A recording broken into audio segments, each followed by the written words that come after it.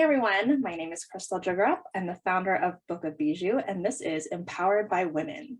Whether you're joining us on our YouTube channel, on Instagram, or your favorite podcast platform, I just want to thank you so much for being here with us today. I created Empowered by Women to create a platform where really anyone, but women especially, can come and constantly be inspired. I really wanted to be able to shine a light on all of the amazing women around us, especially those women in business that are working hard to create lives that they love and deserve for themselves. So today I'm really excited. I have Lynne Intintoli from Lynnique Jewelry. Thank you so much, Lynne, for being here with us today. Thank you so much for having me. I'm so excited. So Lynne, why don't you go ahead and just give us a little bit of background. How did you get into jewelry and what did you do prior to it? Good question. It's such a weird path, I feel like, that we all get on sometimes. So I actually graduated from undergrad a while ago. And when I graduated, I was a double major, psychology and history. And when I graduated, I had a medical condition, and it basically put a hold on my life. So when all of my friends were going out and getting full-time jobs and, you know, excited with the new wardrobe and all this stuff, like I just wasn't able to do any of that because I was dealing with other things. So I basically picked up jewelry as a hobby because I needed a creative outlet. You know, my mom was very creative and crafty growing up, so there was always like a craft, hair clip, something I was painting. There was always something that I was working on.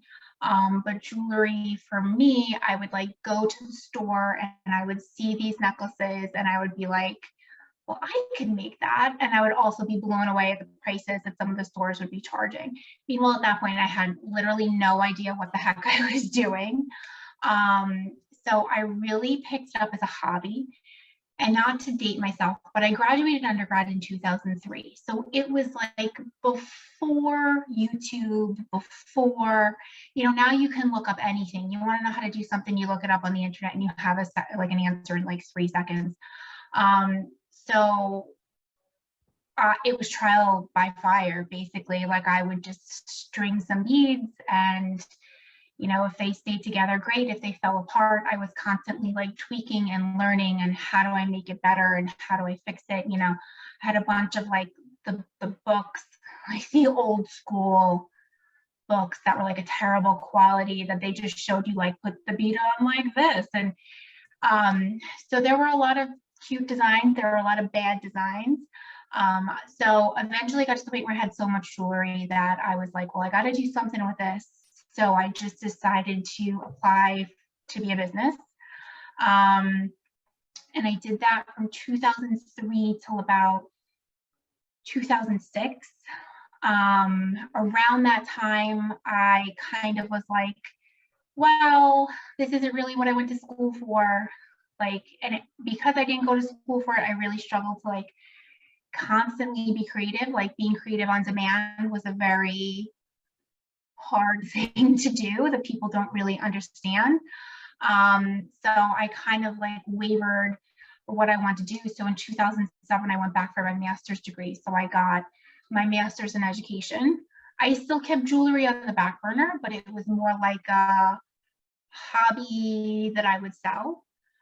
Graduated in 2009. I taught for 9 years, the whole time, still making jewelry. But then I had my daughter and I basically was like, why am I going to leave this like delicious little nugget, you know, when I could spend time with her? So I was like, okay, like if this is the time that I'm going to make this business work, this is what I'm going to do. So I put teaching behind me and I jumped into jewelry full time, and which is really cool because the flexibility of the schedule really does allow me to do so much with my daughter and be home with her, which I wouldn't otherwise be able to do. So I feel like I have like a very zigzag story of how I got to where I am. But here I am, and you know, it's changed. Things have changed so much since 2003. The fact that like, you know, there's Etsy, where it's this whole platform of makers that you can get your product out to people. It's really cool. Like whenever I get an order from someone, in a different country or, in Hawaii, I just always think that that's like the coolest thing, because I'm just like, how did they find me? That's like my little story of how I got to where I am. I love that. Yeah, every time I get an order, I immediately look at the order to see where it came from. It's always so exciting, especially if you're like crossing off a new state or something like that. Right. It's totally exciting, right? It's like look at this thing I built, Right. Yeah, it's really awesome. And I mean, social media now is crazy. We really are just connected to every corner of the world. And you really can just get your business out there, even with very minimal effort. It is crazy. It's amazing, but it is kind of crazy. Yeah. So I wanted to go back to you saying that, your time is a little bit more flexible now that you're working from home, but juggling motherhood and a small business, and you do some consulting on the side, right? Yeah, I do CPSC consulting. Yes. What is that? So children that get classified with special needs at an early age, if it is, I'm assuming it's similar in other states. I'm in New York. So birth through 3 is EI, early intervention. And then when you turn 3, it turns into CPSC. So typically I do parent training, which is, working on strategies with the families on, what schedules, what routines, what behavior modifications can we implement, rewards charts. So it's still going back to all of my teaching career and my prior knowledge. And I do that for a few hours a month because I still enjoy doing that. Okay, so not too crazy with that. No, not too crazy with that. But still, juggling motherhood and a small business, I mean, your time is flexible, but it's not really flexible because it's really based on them, right? You could have a whole schedule set up for your day and nothing will go as planned if you have children around. Being flexible is amazing. It's like a curse and what's that saying? A curse and a blessing, is it? Yes, a blessing and a curse. It is. It's definitely great that things can be so flexible, but then on the flip side, yesterday, for example, I had a list of things that needed to get done, whether, it was working on a Mother's Day campaign, getting some orders out. I have a major restock I need to be working. There were like things on the list that really just needed to get done. And my daughter wasn't feeling well yesterday. And it's just, that takes precedence over everything. I don't have a SWAT team of help that could just like help it or fix it. I'm a one-woman show over here. So on the one hand, it's amazing to be flexible because when things like that pop up, it's like, I don't have to worry about helping her, bringing her to a doctor, anything like that.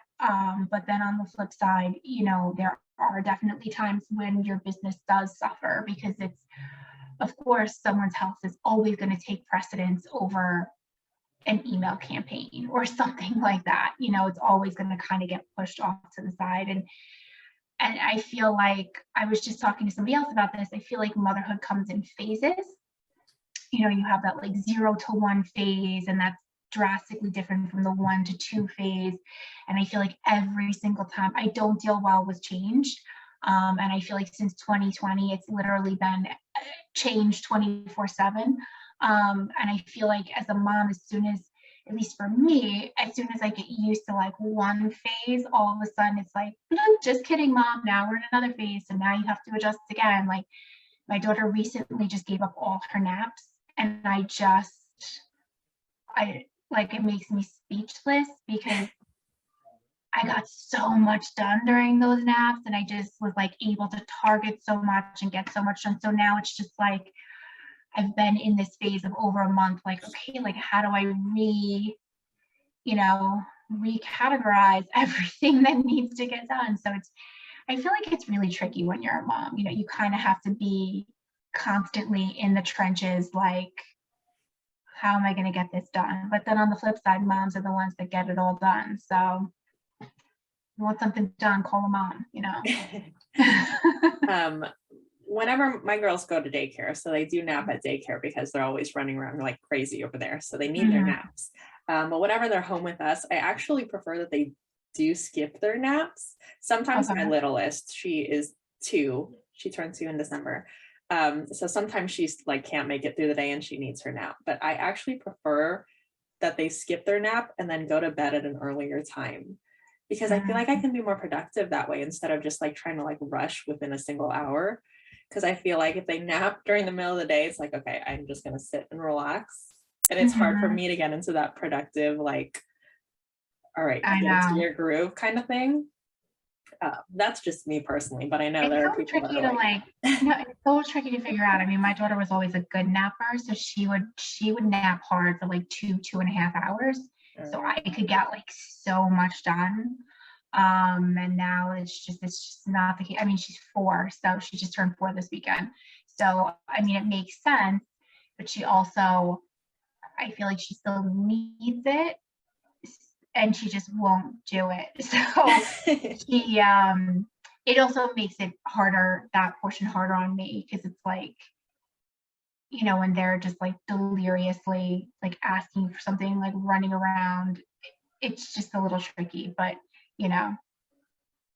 so it's just another phase. I'm sure I will adjust this phase and then they'll throw another phase at me. Right. It's never ending. So do you have any systems that you do try to have in place, or some kind of schedule that you do try to follow as best as possible whenever your daughter allows you to? I feel like it really varies from like day to day, week to week. She does go to school 3 days a week, but it's just for 2.5 hours. So when she is there, I do try to like get some things done. And then the rest of my schedule kind of revolves around her. Also, COVID kind of put a wrench in everything. My husband does work from home, I would say 95% of the time. So it's just like another element of like what's going on in the house at the same time. So, I mean, I am not the best at, I know there's some people that like schedule block their whole schedule and they're super successful at it. I am not super successful at that. I try and then inevitably I fail. Like, it's something that I'm definitely striving to get better at though. Like, I think I just need to block in a certain amount of time and be like, okay, like this is when this is getting done. But it's like a constant adjustment. And it's also, there's no one size fits all cookie cutter. What works for me as a business owner is going to work for you as a business owner. So it's constantly trying to like tweak your own systems and kind of try to figure out like, how is it going to work? And then, as your business continues to evolve, what used to work for you last year, if you want to grow, is never going to work for you in a year from now. So it's constantly evolving and trying to figure that out. I'm currently in the same place. Like, I cannot do the whole like block scheduling thing. I just do what I can when I can. And I give myself some grace and I pat myself on the back for getting anything done to begin with. Sometimes, and this is like so bad, I feel so bad when I do this, I write a list of things that I have to do. And when I'm doing something, sometimes I'm like, oh, I had to do whatever. And it won't be on my list. And I will have like this deep guilt that I have like deviated from my list. So I will in fact write it on my list so I can cross it off and like give myself like the little pat, like, look, you got something done. But sometimes it's totally hard. The whole blocking thing does not work for me. Like, if that works for you, that's amazing. It's not amazing.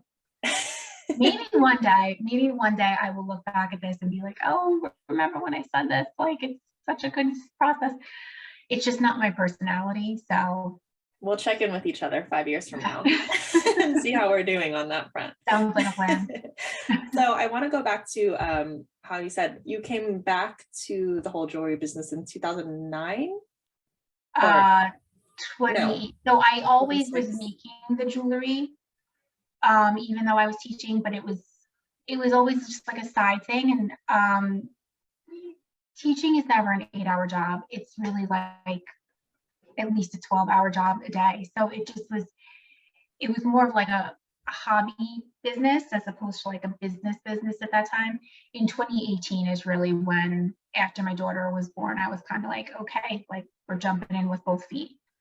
I want to talk about the differences between that, like, okay, that's your mentality, we're jumping into it, this is going to be a real business, versus when you were starting out in 2003 and you didn't have a lot of information sources around you.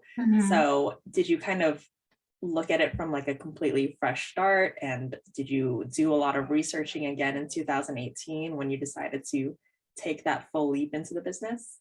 Before I took the full leap, I wouldn't say I did a ton of research. It was basically like, oh, we'll make this work, which I do and I don't recommend. Like, I just think if you believe in something, go for it. I think that you can overkill your brain. I overthink everything. So the more research that I have tends to just drive me absolutely bananas in that sense. You know, it's a little tricky. I think when I started my business in 2003, I literally had no idea what I was doing. It was more of a like passing time, dealing with anxiety of like things that were going on with me. And all of my pieces were just like one of a kind, which worked for me then because I didn't have a website and Etsy didn't exist. And so basically I was getting all of my money from doing like in-person shows, which is great, but it's also exhausting. It's an exhausting way to make it.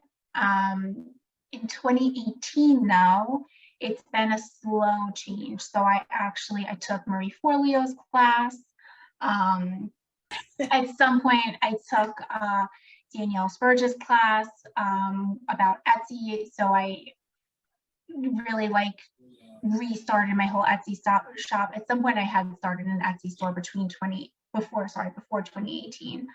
But I kind of looked at it through fresh eyes thanks to her course and just like gave the whole thing a refresh. In 2020, and a big thing that Danielle talks about and Marie talk about is not getting all of your income off of a different platform, because, you know, something can happen tomorrow and Etsy shuts down and there goes there are people that are very successful. I know people that are millionaires just from selling on Etsy, which is amazing in and of itself. But if something happens to them tomorrow, you are stuck. You don't own those email addresses. You don't own anything. So in 2020, when the world shut down, I kind of took that opportunity and was like, okay, like everybody's telling me I need my own website, so I guess I need my own website. And I took like that 2-week break and I started my own Shopify site. And it was a huge undertaking because I did the whole thing myself. But it was also like a weird time because I remember struggling with like being excited that like, look at this thing I created, right? Like, I'm not a website developer. I have no idea what I'm doing. But I hesitated even telling people about it because I felt like what right do I have to be excited about this when like at that point the numbers were terrible, and in New York things are quite bad here. So that was like a little bit of a patchy road. And then I ended up taking the Product Boss with Jacqueline and Mina. They have like an amazing course for makers and for small business owners. And I feel like they really put the focus on product, where a lot of other businesses kind of push like a service industry base. So then they kind of helped me step back and realize, like, you know, having more than one stream of income, looking at Etsy, looking at my own website, but then also dipping my toe into wholesale. So those are the 3 courses that I did that were very helpful to me. And it's a transition over time, you know, and even as technology changes, it's like there's something always to be working on, right? You know, something new pops up. How important do you think investing into those kinds of classes are for small business owners? I think that there's an amazing amount of information out there for free. I think I was never like a podcast listener. Now I have like all these business podcasts that I listen to. But I think it can only get you to like a certain point, right? Like I am not a business person. I don't have like a business mind. You know, I'm a psychology, history, early childhood education person.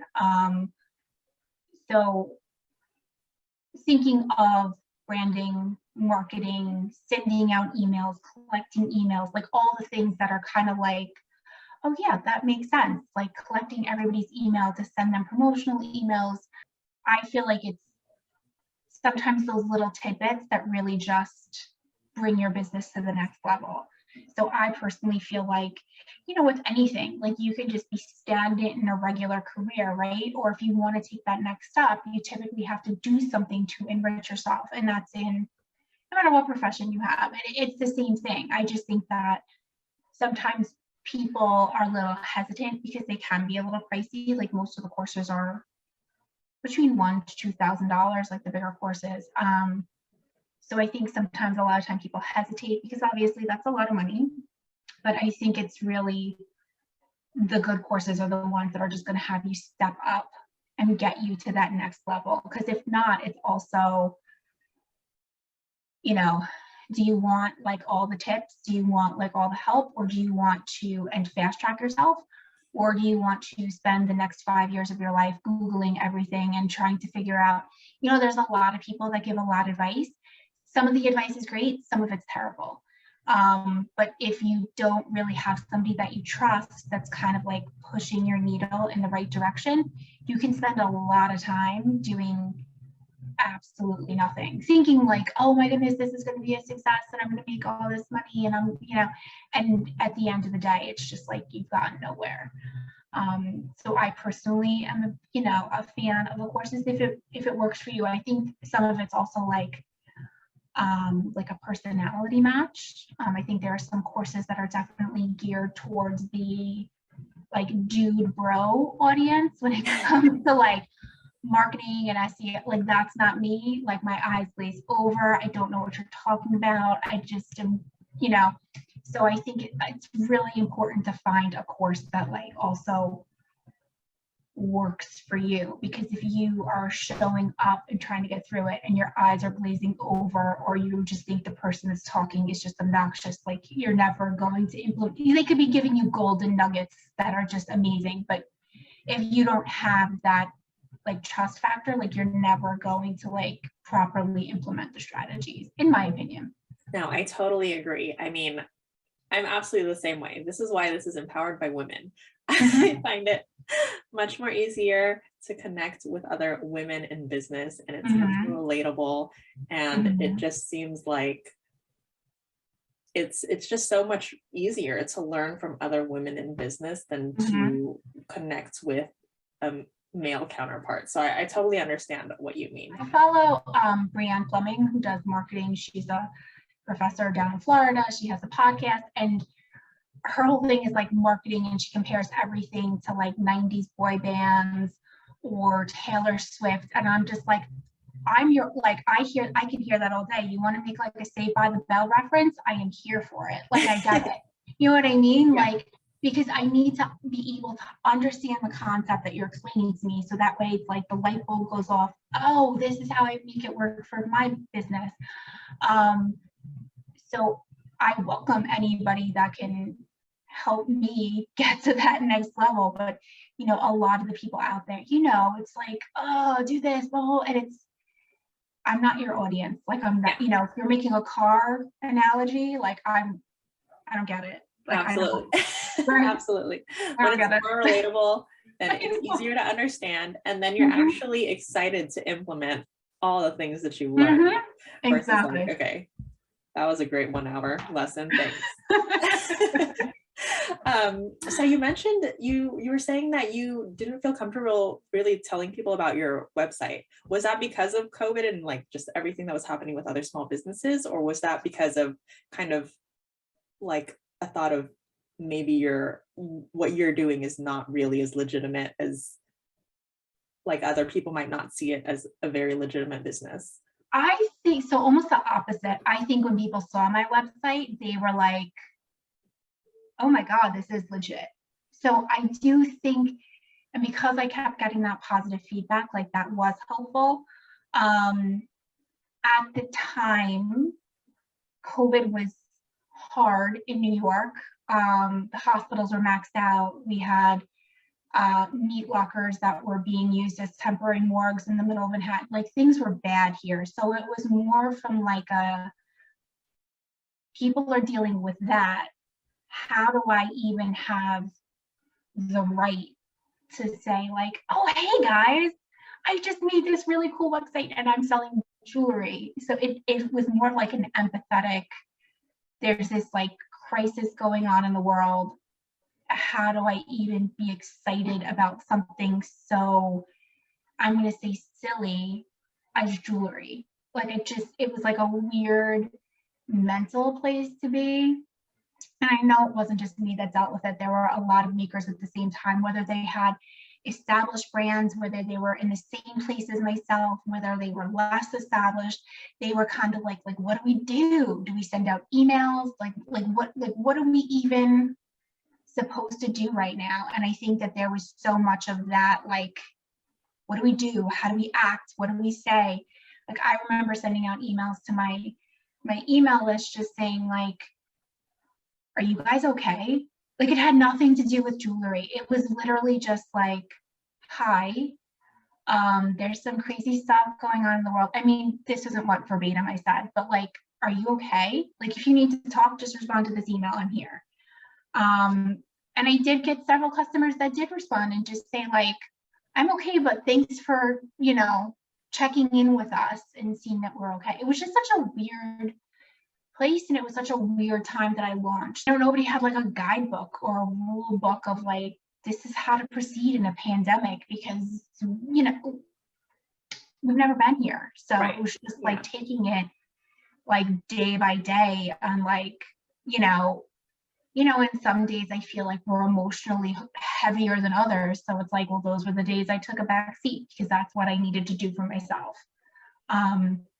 It was a big transition. Yeah, definitely an unprecedented time. But I think for you to take that pause just says a lot about you as a person and how you run your business. So I definitely applaud you for that. It really is crazy to see the different spectrum that everyone's kind of experienced COVID, because everyone's story is different. People are losing businesses, people are starting businesses. And that was around the same time that I was, jumping into Book of Bijou and really jumping into like manufacturing and all that. So it was kind of like a weird thought for me too, like, why am I doing this at this time? But I mean, we're still trying to figure it out. We're not completely clear, but I mean, and it's still trial by fire, because it's still like, even though you can be okay in your state, there are globally so many things that are going on that it's just like, I deal with bead manufacturers all over the world, because despite the fact that I make everything by hand, there are very few beads that come from the United States, and anything that's in the United States, like 90-something% of it, is really being insourced from other countries. And so we might be in a good place, but then I might be on a delay because India is being hit bad, which I get some gold beads from India, or I had to wait.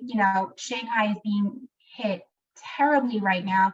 Just to get something from overnight FedEx took like 2 weeks, and I think that we're also just, it's like a hard mental game, because it's like, we're better, but we're not better. But you know what I mean? Like, as a business owner, it's like you're constantly readjusting because the bar is constantly moving. And I feel like before 2020, like, it just was like the status quo. You're like, everything was like the same. So I feel like business owners are really, whether they've been established for a while or they're new, it's like trial by fire, because it's like constantly adjusting, thinking, making alternate plans. Like it's just, I'm sure you're running into it with like factories and stuff. It's just like, it's a crazy time to be in business. I feel like in the end, I feel like we're all growing and learning so much, but it's just like you said, like it's unprecedented times. And it's like every time you take like a breath, it's like something else is happening in the other part of the world. And you're just like, how's that going to affect me and my small little business? Because we're separate, but like we're all somehow intertwined. For sure. Being adaptable is so key in this entrepreneurship life. Yeah. I saw on your website, you had done an interview. I don't know if it was early 2021 or maybe late 2020, but someone was interviewing you about how you continue to push through at least the beginning of the pandemic, since it has lasted for more than 2 years now. And your revenue actually increased in 2020, 45% than what it was in 2019. So that in 2020 was when you launched your website, but that probably wasn't, you know, where all of that 45% came from. So what else do you attribute that increase to? You know, I think that part of it was there was a huge push for shop small, shop local. And how do you support small local businesses? You know, a lot of businesses I saw just kind of close the doors and like didn't put anything out there.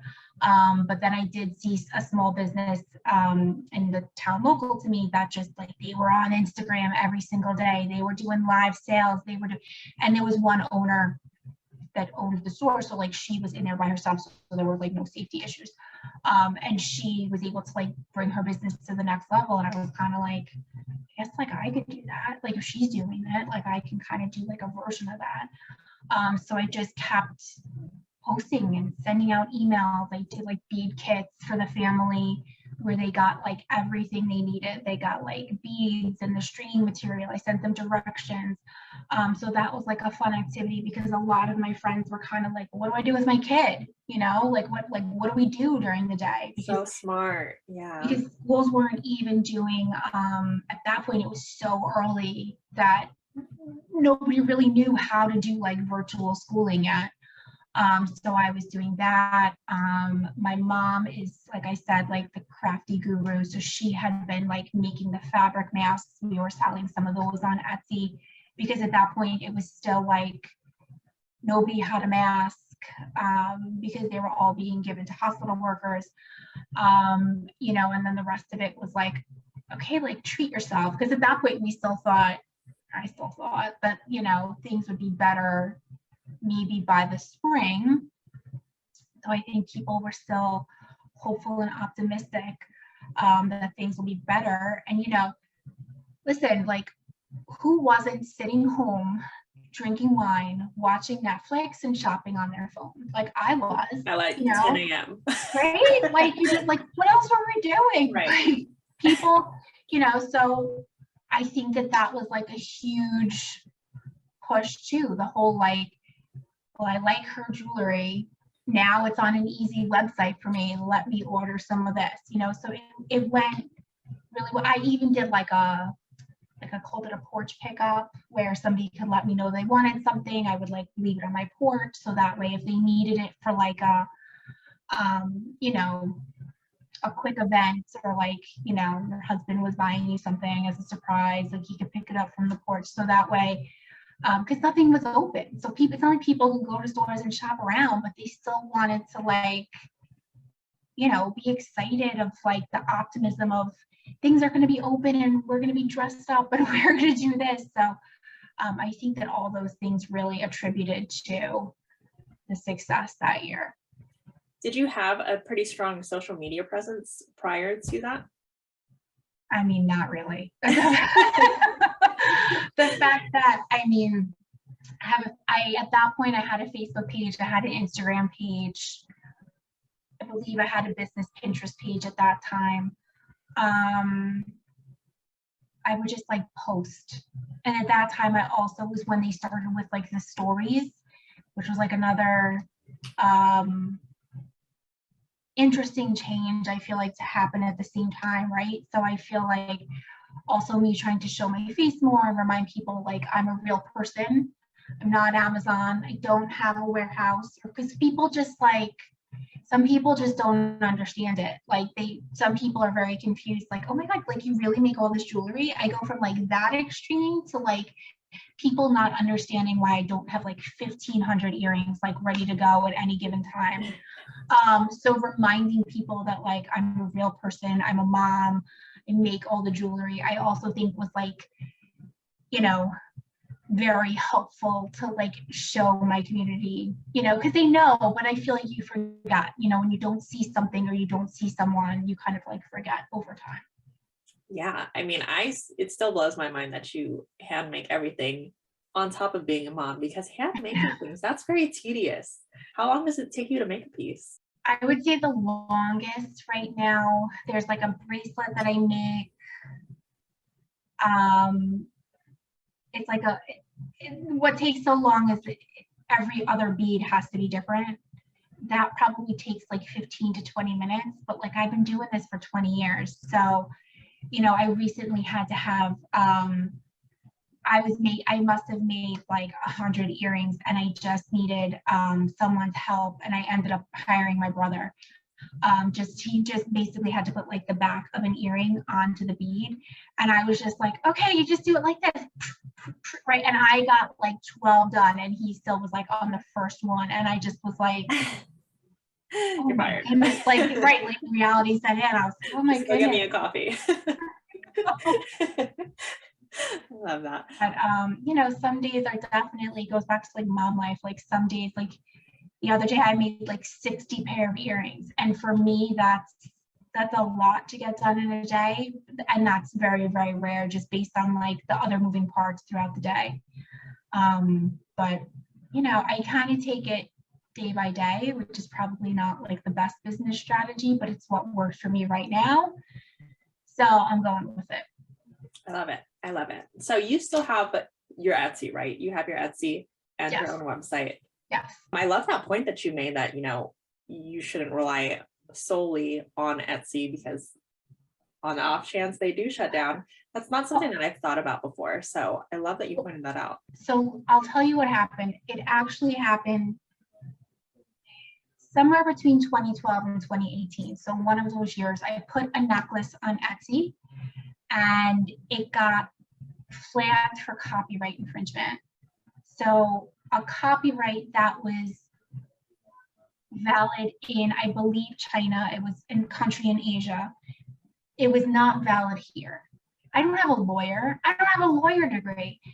And the fact that I would fix it, and there was, I guess, something that because again, I'm not a lawyer. So I fixed one part of it, and then the other part of it, I guess I didn't understand that I had to change that as well. So instead of the person communicating to me what I had to do, she just kept reporting my shop, to the point where there were so many reports that Etsy shut down my shop. And I flipped out. Like, it was not good. Like, I lost it, because once your Etsy shop gets shut down, like it's like impossible to get it back up. And I basically reached out to them. I had my friend, who is far smarter than I am, help me like draft this email to them saying like it was the same product. Like, I was in contact with the lawyer multiple times, and I like CC'd all the emails to them.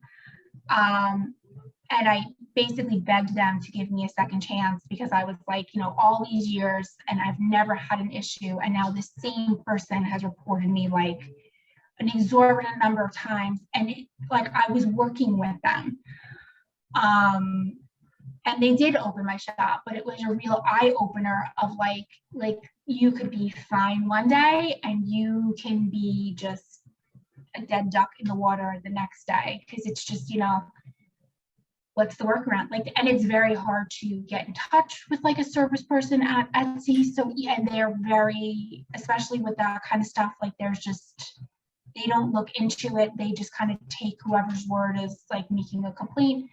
So, you know, it took me a while to get that you don't want all of your eggs in one basket. On top of that, you know, all of those Etsy sales that I had, you can't, as an Etsy seller, just automatically put someone on your email list. So you can't reach out to those customers. And meanwhile, like that's, you know, your email list is golden. As a business owner, that's like a lot of money. It's people that you want to convert to be future buyers. So I just felt like, you know, it was time for me to, you know, if I have an Etsy sale, I try to obviously, you know, send them their pieces and obviously send them information like, oh, by the way, you can also purchase on my regular website, Lynnique.com. But, you know, I think having more than one source is really just the way to be. I mean, there are people, like I said, there are people with $1 million businesses on Etsy. And if that works for you, like, keep trucking. But if something ever happens, then you're kind of stuck, and you know, it would be hard if they just all of a sudden closed up shop. Like, I think a lot of businesses would be like, well, what do I do now? You know? That's another really great point with not being able to build your email list from Etsy. That's another thing that I didn't really think about. Obviously, I'm not on Etsy. What would you suggest for someone that is kind of starting out and they're deciding between, should I start on Etsy? Should I make my own website? Like, first of all, what percentage of your sales are you getting from each one? I used to know this off the top of my head. I get the most sales from my standalone website. Oh, awesome. I get the next source of my income comes from wholesale. And wholesale was really hard for me to wrap my brain around, because I went from doing unique, one-of-a-kind pieces that doesn't really work for wholesale. I mean, it works for some businesses, but they're typically much higher in value. So I had to like restructure everything. I get actually the least sales from Etsy. I think it definitely fluctuates. For 2021, for the year, the least number of my sales came from Etsy. I think it's hard. I think it comes in ebbs and flows. I think that there is a lot of competition on Etsy. I think that sometimes it's, you know, it's a little tricky with the keywords and the tagging and the titles, and, you know, you have to really think like your customer would be searching. I personally don't think it's a bad idea to be on all of the platforms. That being said, I know that takes time. I mean, the positive thing about Etsy is you make a listing and it's 20 cents to list it. And if it doesn't sell, you've wasted 20 cents. You know, it's not the end of the world. Versus Shopify, there is a monthly fee that you do have to pay before you even make any sales. So I think that there are pros and cons to both platforms. I definitely don't think it's a bad idea to try to get on both, though, you know, because the same strategies you're going to use for one are typically the same strategies you're going to use for the other one. You know, you still have to think about product photography, descriptions. So typically, once you have that all ironed out, you simply just copy and paste the information. Etsy's a little bit harder because you really have to go in with like the tags and the titles and all of that to kind of work out on the back end. But everything else is kind of the same. It's just a matter of time, you know, like how much time do you have? Yeah, being able to duplicate that process on both ends. Right. So we're definitely extending past our 30 minutes. So okay. A couple more questions for you. So what is your biggest goal for 2022 and how do you plan on getting there? That's a really good question. My biggest goal for 2022 is expanding the wholesale part of it. So one way that I am trying to get there is I just recently hired a VA, which is a virtual assistant. For those of you that don't know, it's hard, as we've discussed, to be a mom and do all of the things. So my way of trying to like give up control is, excuse me, to have someone help me do some of the things. So my goal is to really transition her to do wholesale outreach, wholesale follow-up, because at the end of the day, that was always at the bottom of my list. Like it was on my list to follow up and say, like, you know, how are the pieces doing? And I just never got to it. And that's not who I am. That being said, you know, I've been doing this since 2003. So in a way, it's like my baby, and it's just been me. So it's very hard for me to give up control of anything, because I'm just like, well, are they going to do it the same way? Are they going to do it the right way? Like, what if they mess up? What if I can't trust them? There's like a million thoughts that go through my head on a regular basis. So I'm hoping, because I have a big financial goal for the year. So I'm hoping that Sarah, my VA's name is Sarah. Sarah will help me get there with like more consistent follow-up and follow through, and just like there's, you know, I slowly am trying to like let go and give her like smaller tasks, just because it's a me thing. She's great. It's just like a me thing. And it's been a month and I've already been like blown away at, like, oh my God, like look at all these things I can cross off my list. Like right now she, when I uploaded my website, I never put alt text on my images, because again, I'm not a computer program. I never thought to do that. Like I just alt text, what the heck is that? Why would I do that? And now that I know how important it is for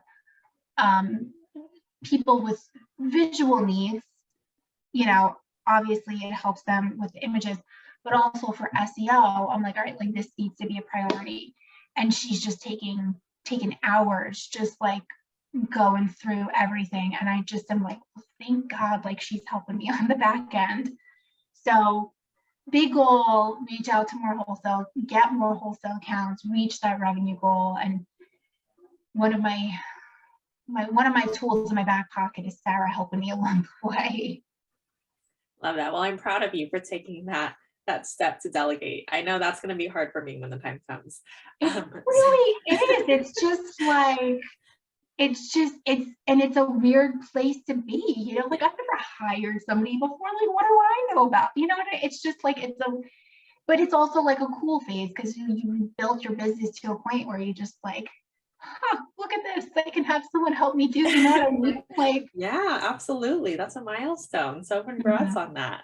thanks. Okay, last question. What are your top 3 tips for new or aspiring entrepreneurs? Don't be afraid to ask for help, because we all need help, you know, whether some of us are admitting or not, like we all need help with something. Don't be afraid to Google your answers, because, you know, Google is your friend. You know, the other thing, I definitely would say, if you genuinely believe in your idea, I feel like you're going to make it a success. You know, I think sometimes entrepreneurs and makers, the people that they surround themselves with are very important. And I feel like those people in that circle can either make you or they can break you. And if you have like a negative circle around you the entire time that are like, well, that's the dumbest thing I've ever heard of, and blah, blah, blah, blah, blah, blah, blah.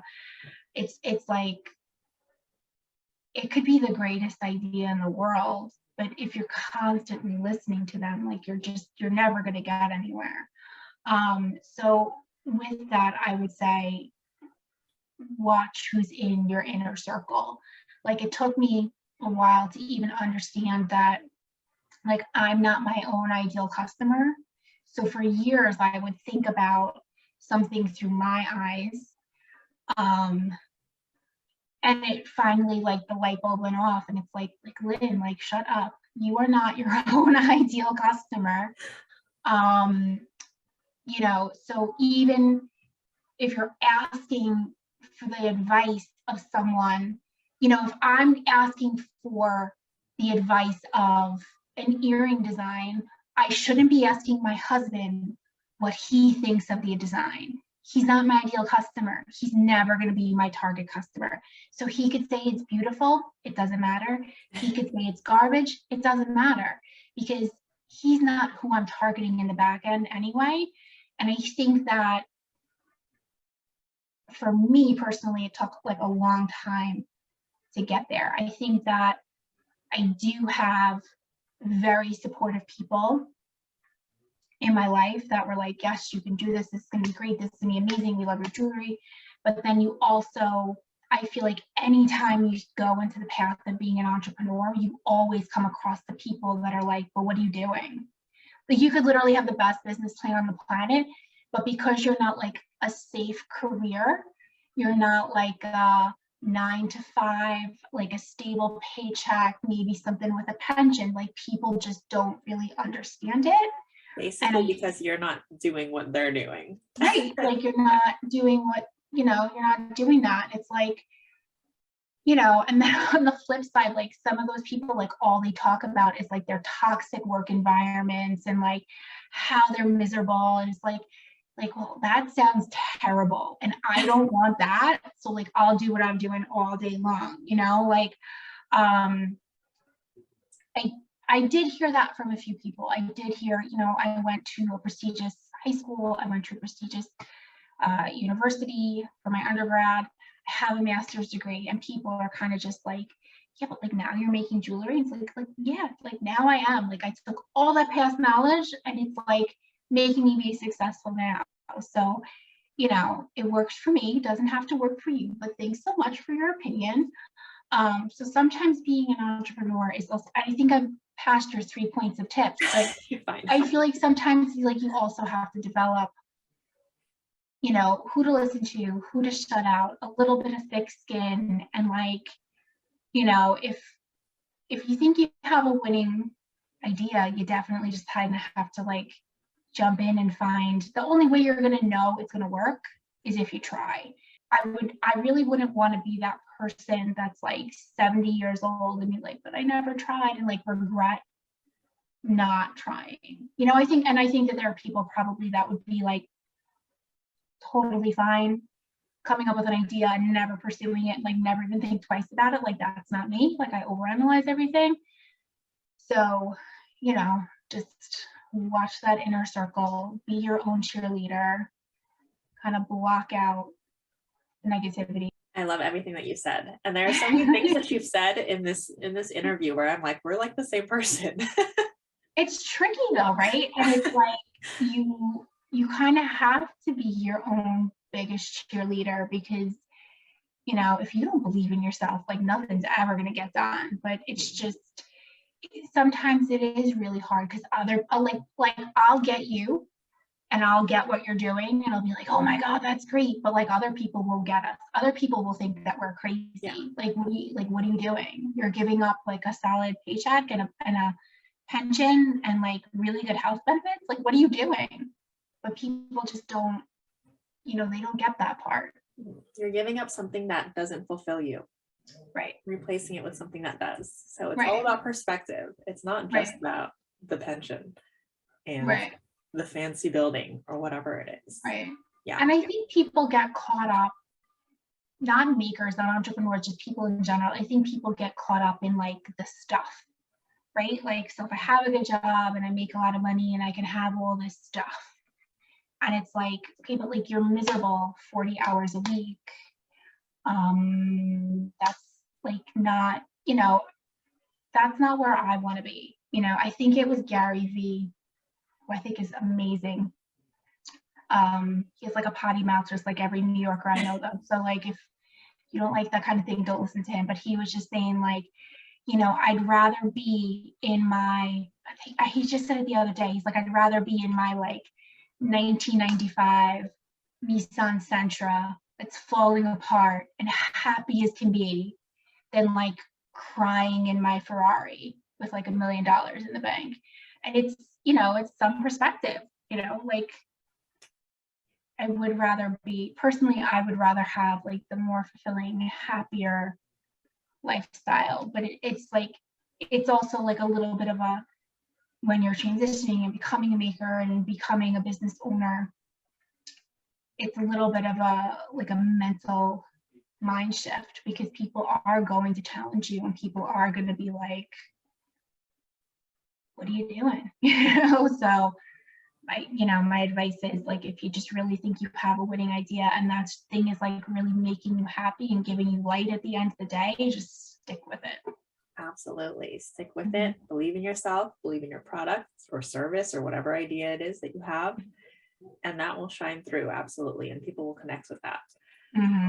Love everything you said. And thank you so much. We've completely gone beyond our 30 minutes, but thank you so much for sticking around with me for this long. It really only felt like we were talking for like 30 minutes. I know. I was like, there's so much I want to like keep going on about, but it's been an hour already. So Lynn, tell everyone that's listening, where can they find you? Your websites, your Instagram, whatever other platforms. Yes. So my website is Lynnique.com. So I took my name and I merged it with the word unique. So it's LYNNIQUE.com. And then on Instagram and Pinterest and TikTok, I'm at Lynnique Jewelry. And then on Facebook, I'm just at Lynnique. And that's just because of names that were available at the time. But Also be sure to subscribe to our YouTube channel, follow us on Instagram, Book of Bijou and Empowered by Women. Subscribe to our podcast channels if that's where you're listening.